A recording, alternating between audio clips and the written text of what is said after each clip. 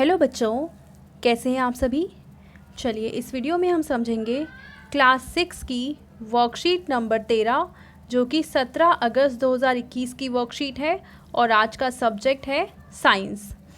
यहाँ पे आप अपना नाम लिखेंगे और यहाँ पे आप अपने टीचर का नाम लिखेंगे। और आज जो हम टॉपिक पढ़ने वाले हैं वो है कंपोनेंट्स ऑफ फूड। इसके रिगार्डिंग हम 2 वर्कशीट्स ऑलरेडी पढ़ चुके हैं। ये हमारी तीसरी वर्कशीट है और इसमें हम जिन चीज़ों के बारे में पढ़ेंगे, जिन न्यूट्रिएंट्स के बारे में पढ़ेंगे वो हैं विटामिन्स एंड मिनरल्स। तो चलिए स्टार्ट करते हैं। सबसे पहले हम पढ़ेंगे विटामिन्स के बारे में। Though needed in small amounts, vitamins are very important for keeping our body healthy. Vitamins देखो हमारी बॉडी में बहुत ही कम चाहिए होते हैं, पर ये कम अमाउंट भी बहुत ज़्यादा ज़रूरी है हमारी बॉडी को हेल्दी रखने के लिए। There are a number of vitamins A, B, C, D, E and K which our body needs, and each of these is found in different food items and has a specific role to play for functioning of our body. तो हमारी body में ये कितने vitamin है total? 6।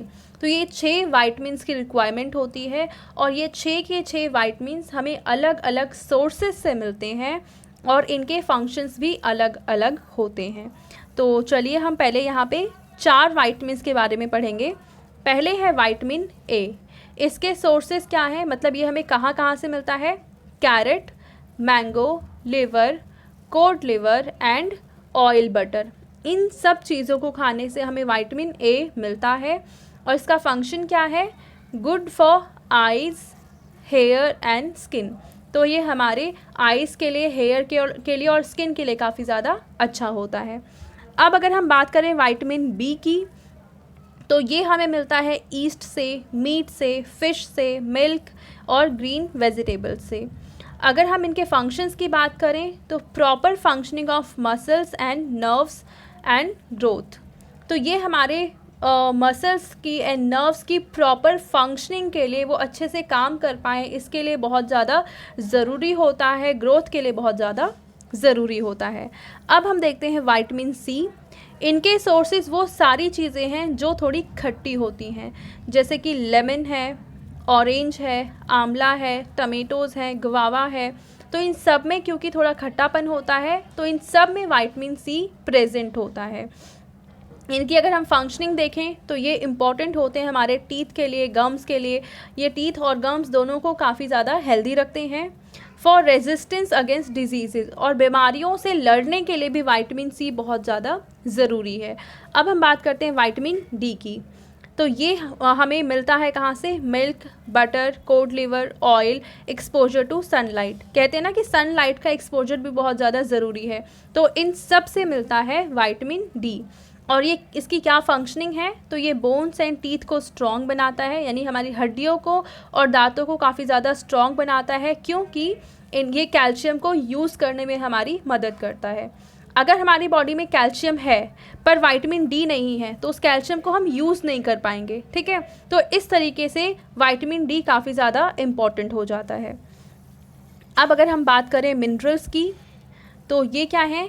These are needed by our body in very small amounts। ये भी काफ़ी small amount में चाहिए होते हैं। They help in building up different parts of the body and in carrying out various life processes। तो ये हमारे बॉडी के अलग अलग पार्ट्स को बनाने में काफ़ी ज़्यादा हेल्प करते हैं और वो प्रॉपर तरीके से काम कर पाएँ, फंक्शन कर पाएँ, इसके लिए भी काफ़ी ज़्यादा इम्पॉर्टेंट होते हैं। They are obtained from both plant food as well as animal food। तो मिनरल्स हमें प्लांट फूड से भी मिलते हैं और एनिमल फूड से भी मिलते हैं। Plants absorb minerals from the soil, और ये मिनरल्स प्लांट कहाँ से एब्जॉर्ब करते हैं? क्योंकि प्लांट सॉइल में ग्रो होते हैं, मिट्टी में ग्रो करते हैं, तो उस मिट्टी से ही इन मिनरल्स को ये एब्जॉर्ब कर लेते हैं। Animals feed on plants and so animal food also contain minerals. अब जानवर इन्हीं प्लांट्स को खाते हैं, तो इस तरीके से ये मिनरल उन जानवरों के शरीर में भी चला जाता है, ठीक है। अब हम बात करते हैं अलग अलग मिनरल्स की। पहला है कैल्शियम, काफ़ी इंपॉर्टेंट होता है हमारी बॉडी के लिए। अभी हम ये देखेंगे कि कैल्शियम हमें कहाँ कहाँ से मिलता है। तो इसके लिए सबसे इम्पॉर्टेंट सोर्स है मिल्क और ग्रीन वेजिटेबल्स। फंक्शनिंग क्या है? For building bones and teeth, helps blood to clot. तो हमारे दांतों के लिए और हमारी हड्डियों के लिए काफ़ी ज़्यादा ज़रूरी होता है कैल्शियम। इसके अलावा हमारा खून जैसे निकलने लग, जैसे मान लो कहीं पे हमारा हाथ कट गया है और वहाँ से खून निकलने लग जाता है, तो उस खून को रोकने के लिए बहुत ज़्यादा ज़रूरी होता है कि वो खून जमना शुरू कर दे। और ब्लड का जमना वो तभी होता है जब हमारे अंदर कैल्शियम सही मात्रा में अवेलेबल है। अगर कैल्शियम नहीं होगा तो हमारा खून जमेगा नहीं, वो बहता रहेगा और इससे हमें बहुत ज़्यादा नुकसान होगा। दूसरा है फॉस्फोरस। फॉस्फोरस मिलता है हमें मीट से, फिश से और एग से। और इसकी फंक्शनिंग क्या है? For building bones and teeth. तो ये भी हमारे बोन्स एंड टीथ के लिए काफ़ी ज़्यादा इम्पॉर्टेंट होता है। नेक्स्ट है आयरन। तो ये कहाँ कहाँ मिलता है? लिवर में, मीट में और ग्रीन वेजिटेबल्स में। हरी सब्जियां तो हमें ज़रूर खानी चाहिए क्योंकि इसमें कई सारी चीज़ें होती हैं। और इसके अलावा मीट में, लिवर वगैरह में भी आयरन होता है। अब इनका क्या काम है? Making blood in the body. हमारी बॉडी में अगर आयरन ना हो तो खून की कमी हो जाती है, तो इसलिए आयरन बहुत ज़्यादा ज़रूरी है हमारे बॉडी में ब्लड मेकिंग के लिए। और नेक्स्ट है आयोडीन। आयोडीन कहाँ से मिलता है? वो सी फूड से मिलता है और आयोडाइज्ड सॉल्ट से मिलता है। यानी जो नमक हम खाते हैं अगर वो आयोडाइज्ड सॉल्ट है तो वहाँ से भी हमें आयोडीन मिल जाता है। और इसका काम क्या है? Helps in proper growth. तो हमारी प्रॉपर मतलब सही तरीके से ग्रोथ हो पाए, इसके लिए आयोडीन काफ़ी ज़्यादा ज़रूरी होता है।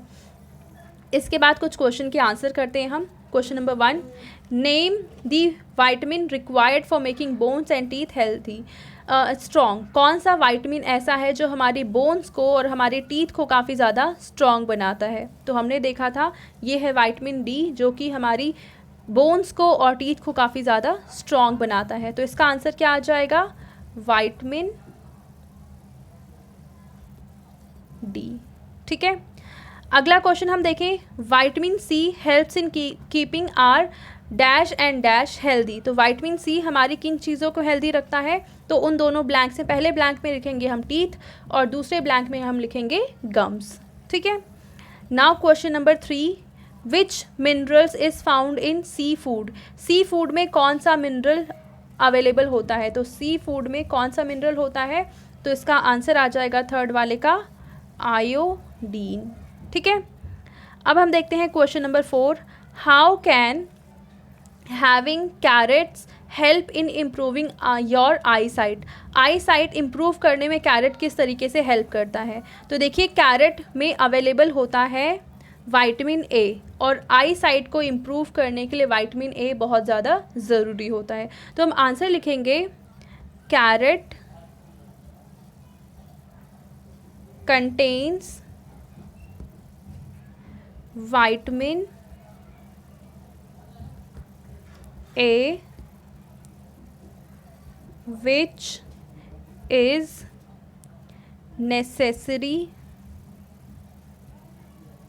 for our eyes। ठीक है, तो ये हो जाएगा क्वेश्चन नंबर 4 का आंसर। इसके बाद हम देखते हैं क्वेश्चन नंबर 5, जिसमें कहा है why do we need calcium. Calcium की हमें ज़रूरत क्यों होती है? तो कैल्शियम की ज़रूरत होती है हमें बोन्स एंड टीथ के लिए और ब्लड क्लॉटिंग के लिए। तो ये आंसर आप वहाँ पे लिख देंगे, for building bones and teeth and it helps in blood clotting. It helps in blood clotting. ये आप आंसर लिख देंगे क्वेश्चन नंबर 5 में। नेक्स्ट है question number 6, if you eat fish, meat and guava, which are the vitamins you are getting from these food items. तो हमें fish, meat and guava के options देखने हैं। देखिए, फ़िश में क्या अवेलेबल है? Vitamin B. मीट में क्या अवेलेबल है? Vitamin B. एंड गुआवा में क्या अवेलेबल है? ये विटामिन सी। तो इसका आंसर लिख देंगे vitamin B and vitamin C. तो ये थी आज की हमारी साइंस की वर्कशीट। आई होप ये वर्कशीट आपको बहुत अच्छे से समझ में आ गई होंगी। Thank you.